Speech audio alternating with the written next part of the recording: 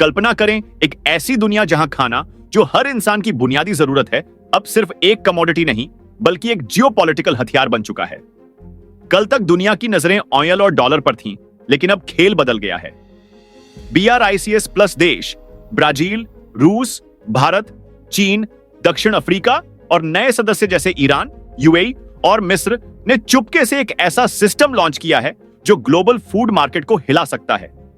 यह है BRICS grain exchange, जहां गेहूं, मक्का, सोयाबीन और चावल जैसे जरूरी अनाज अब डॉलर में नहीं बल्कि लोकल करेंसीज में ट्रेड होंगे। यह सिर्फ एक इकोनॉमिक मूव नहीं बल्कि एक बड़ा स्ट्रेटेजिक प्ले है जो अमेरिका के डॉलर डोमिनेंस को सीधा चैलेंज देता है। 2025 में यह नया सिस्टम दुनिया के पावर डायनामिक्स को रीडिफाइन कर सकता है। आइए इस गेम चेंजर को समझें और देखें कैसे BRICS प्लस अनाज के जरिए ग्लोबल पॉलिटिक्स और ट्रेड को नए रंग में रंग रहा है। BRICS प्लस का यह ग्रेन एक्सचेंज कोई छोटा मोटा एक्सपेरिमेंट नहीं है। यह एक वेल प्लान्ड स्ट्रेटजी है जो ग्लोबल फूड सप्लाई चेन को कंट्रोल करने का ब्लूप्रिंट बन सकता है। रॉयटर्स के अनुसार रूस ने 2024 में कजान समिट में इस एक्सचेंज का प्रपोजल रखा और BRICS देशों ने इसे फुल सपोर्ट दिया। इस सिस्टम का एम है कि गेहूं, मक्का और सोयाबीन जैसे अनाजों के प्राइसेस अब वेस्टर्न एक्सचेंज जैसे चिकागो मर्केंटाइल एक्सचेंज CME या यूरोप के MATIF पर नहीं बल्कि BRICS के अपने प्लेटफॉर्म पर सेट होंगे। इससे न सिर्फ डॉलर की डिपेंडेंसी खत्म होगी बल्कि BRICS देश अपने टर्म्स पर ग्लोबल फूड प्राइसेस को इन्फ्लुएंस कर सकेंगे। गूगल के डेटा के मुताबिक BRICS प्लस देश 2024 में 40% global grain production 2 crore 24 lakh tonne और 40% कंजम्पशन 1.23 बिलियन टन कंट्रोल करते हैं। ये फिगर्स दिखाते हैं कि ये ब्लॉक फूड सिक्योरिटी के मामले में कितना पावरफुल है। अमेरिकन डॉलर का डोमिनेंस कोई नई बात नहीं। डॉलर ग्लोबल ट्रेड का बैकबोन रहा है, खासकर ऑयल और कमोडिटीज के लिए।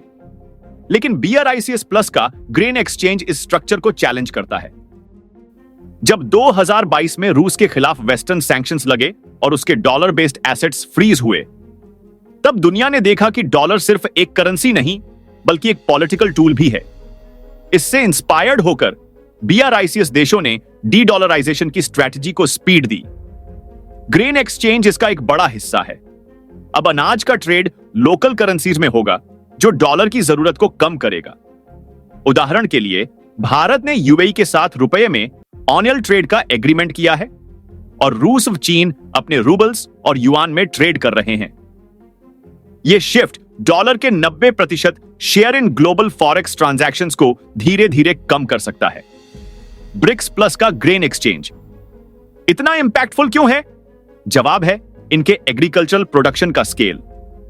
चीन अकेले 706.5 मिलियन टन अनाज प्रोड्यूस करता है, जो दुनिया का सबसे बड़ा प्रोड्यूसर है। ब्राजील 322.3 मिलियन टन के साथ कॉर्न और सोयाबीन का पावर हाउस है। रूस, जो दुनिया का टॉप गेहूं एक्सपोर्टर है, 125 मिलियन टन अनाज देता है। भारत 110 मिलियन टन से ज्यादा अनाज, जिसमें चावल और गेहूं शामिल हैं, प्रोड्यूस करता है। और दक्षिण अफ्रीका अफ्रीकी कॉन्टिनेंट के लिए मक्का का की सप्लायर है। नए मेंबर्स जैसे मिस्र और ईरान भी इस सिस्टम में अपना वेट ऐड करते हैं, क्योंकि ये दोनों रूसी गेहूं के मेजर बायर्स हैं। इंडोनेशिया, मलेशिया और नाइजीरिया जैसे देश इस नेटवर्क में स्टोरेज और सप्लाई चेन कैपेबिलिटीज के साथ शामिल होते हैं। ये कलेक्टिव स्ट्रेंथ BRICS प्लस को ग्लोबल फूड मार्केट का बड़ा प्लेयर बनाती है, जो वेस्टर्न डोमिनेंस को सीधा चैलेंज कर सकता है। ये ग्रेन एक्सचेंज सिर्फ ट्रेड के बारे में नहीं है, ये फूड सिक्योरिटी और जियोपॉलिटिकल स्ट्रेटजी का गेम है। दुनिया में 800 मिलियन लोग भूख का शिकार हैं और ग्रेन सप्लाई डिसरप्शन से फूड क्राइसिस और प्राइस स्पाइक्स हो सकते हैं। ब्रिक्स प्लस का यह सिस्टम सुनिश्चित करता है कि मेंबर देश अपनी फूड सिक्योरिटी को प्रोटेक्ट कर सकें, बिना वेस्टर्न सैंक्शंस या मार्केट मैनिपुलेशंस के प्रेशर के।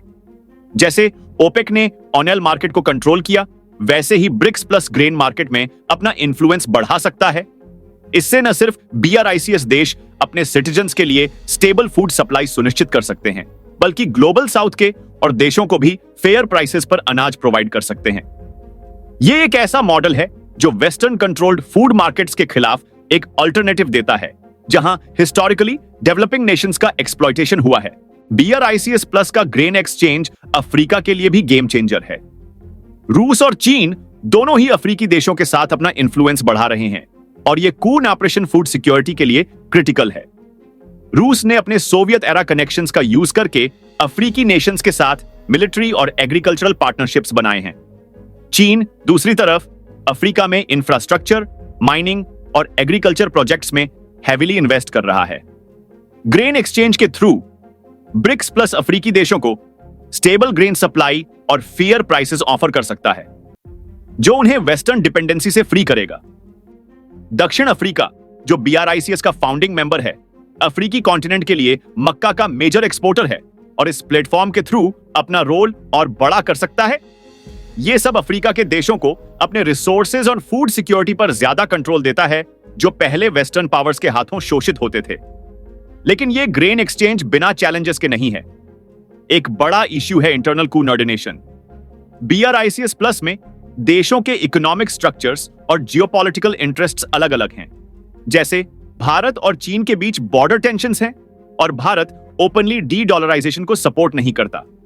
दूसरा, यह एक्सचेंज अभी इनिशियल स्टेज में है और एक्सपर्ट्स के मुताबिक इसे फुली ऑपरेशनल होने में सालों लग सकते हैं। रूस का व्हीट प्राइस फ्लोर $250 पर मीट्रिक टन सेट करने का अटेम्प्ट भी कंट्रोवर्शियल है, क्योंकि इससे ब्रिक्स के इंटरनल बायर्स जैसे मिस्र को प्रॉब्लम हो सकती है। साथ ही वेस्टर्न एक्सचेंज जैसे CME और मैटिफ का इंफ्रास्ट्रक्चर और ट्रांसपेरेंसी अभी भी अनमैच्ड है, जो BRIC को कंपीट करने के लिए और एफर्ट लगाने के लिए फोर्स करेगा। फिर भी BRIC प्लस का विजन क्लियर है, एक ऐसा सिस्टम जहां ग्लोबल साउथ के देश अपने टर्म्स पर ट्रेड कर सकें। BRICS प्लस ग्रेन एक्सचेंज का इंपैक्ट सिर्फ फूड मार्केट तक सीमित नहीं रहेगा। यह ग्लोबल ट्रेड, पॉलिटिक्स और पावर डायनामिक्स को रीशेप कर सकता है। अगर यह सिस्टम सक्सेसफुल होता है तो डॉलर का डोमिनेंस और कम होगा, क्योंकि गेहूं जैसे क्रिटिकल कमोडिटीज का ट्रेड लोकल करेंसीज में शिफ्ट होगा। इसके अलावा यह ग्लोबल साउथ के देशों के लिए एक नई इकोनॉमिक सॉवरेनिटी का रास्ता खोलता है। लेकिन अमेरिका और यूरोप शायद इसे आसानी से एक्सेप्ट न करें। ट्रंप एडमिनिस्ट्रेशन के अंडर यूएस ने पहले ही टैरिफ्स एंड सैंक्शंस के थ्रू अपने डॉलर को प्रोटेक्ट करने की कोशिश की है। ये टेंशंस फ्यूचर में और बढ़ सकती हैं, लेकिन BRICS प्लस का फोकस कॉन्फ्लिक्ट नहीं, कून ऑपरेशन है, अपने टर्म्स पर। 2025 में अनाज शायद डॉलर से भी ज्यादा वैल्यूएबल बन जाए, क्योंकि ये न सिर्फ खाना है बल्कि पावर भी। ब्रिक्स प्लस ग्रेन एक्सचेंज एक ऐसा कदम है जो दिखाता है कि ग्लोबल पावर अब एक ही देश या करेंसी के हाथों में नहीं है। इन देशों ने अपने एग्रीकल्चरल माइट और स्ट्रैटेजिक विजन को कंबाइन करके एक नया सिस्टम बनाया है, जो फूड सिक्योरिटी, इकोनॉमिक इंडिपेंडेंस और जियोपॉलिटिकल इन्फ्लुएंस को रीडिफाइन कर सकता है। डॉलर का डोमिनेंस धीरे धीरे कम हो रहा है और ब्रिक्स प्लस इस शिफ्ट का लीडर बन सकता है। लेकिन सवाल यह है, क्या दुनिया इस नए ऑर्डर के लिए रेडी है? क्या अमेरिका अपना कंट्रोल छोड़ने को तैयार होगा, या यह एक नई इकोनॉमिक कोल्ड वॉर का आगाज है? एक बात तो क्लियर है, अनाज अब सिर्फ खाना नहीं बल्कि दुनिया के भविष्य की चाबी है और BRICS प्लस के हाथों में उसका रिमोट है। स्टे ट्यून्ड, क्योंकि यह खेल अभी शुरू हुआ है।